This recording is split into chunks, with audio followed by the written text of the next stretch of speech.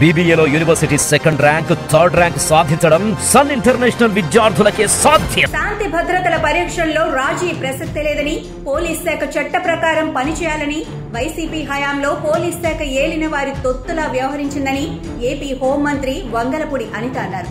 రాష్ట్రంలో పోలీస్ శాఖను సమూలంగా ప్రక్షాళన చేస్తామని, పోలీసులు చట్ట ప్రకారం పనిచేయాలని అన్నారు. గత ప్రభుత్వ ఆలోచనలతో పనిచేసే అధికారులెవ్వరినీ ఉపేక్షించేది లేదన్నారు. వంగలపూడి అనిత తెలుగుదేశంలో ఫైర్ బ్రాండ్ మహిళ. ఇప్పుడు చంద్రబాబు కేబినెట్ లో హోంమంత్రి. చంద్రబాబు కేబినెట్ లో స్థానం పొందిన అనితకు ముఖ్యమంత్రి హోంశాఖను కేటాయించారు. ఈ సందర్భాన్ని పురస్కరించుకుని వంగలపూడి అనిత మీడియాతో మాట్లాడారు. ఉన్నప్పుడు జగన్ సర్కార్ పోలీసులను ఉపయోగించి ప్రత్యర్థులను ఎంతగా వేధించిందో తెలియంది కాదు. అలా పోలీస్ వేధింపులకు స్వయంగా వంగలపూడి అనిత కూడా గురయ్యారు. ఈ నేపథ్యంలోనే ఆమె రాష్ట్రంలో పోలీస్ శాఖను పూర్తిగా ప్రక్షాళన చేస్తామని చెప్పారు. జగన్ సర్కార్ పోలీస్ శాఖను తన జేబు సంస్థగా, తమ కనుసన్నల్లో మెలిగే బానిస వ్యవస్థగా మార్చేసుకుందని విమర్శించారు. ఉనికిలోనే లేని దిశ చట్టాన్ని ఉన్నట్లుగా చెబుతూ జగన్ సర్కార్ ఆటలాడిందని విమర్శించారు.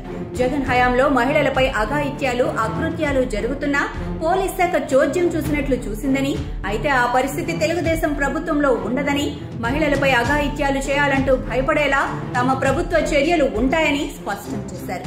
అదేవిధంగా గంజాయి స్మగ్లింగ్, సరఫరాపై ఉక్కుపాదం మోపుతామని హెచ్చరించారు.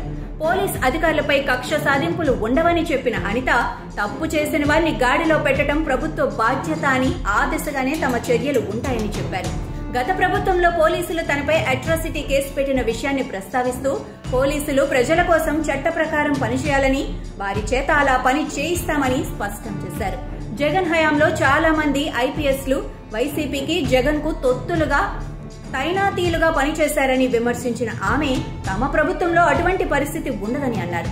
ఐపీఎస్లు పోలీసుల గౌరవాన్ని పెంచేలా చంద్రబాబు ప్రభుత్వ పాలన ఉంటుందని అన్నారు. పోలీసులు చట్ట ప్రకారం పనిచేయాలని, అలా కాకుండా ఇప్పటికీ వైసీపీ ఆలోచనలతో పనిచేసే అధికారులు ఎంతటి వారైనా ఉపేక్షించం, సహించమని స్పష్టమైన హెచ్చరిక చేశారు.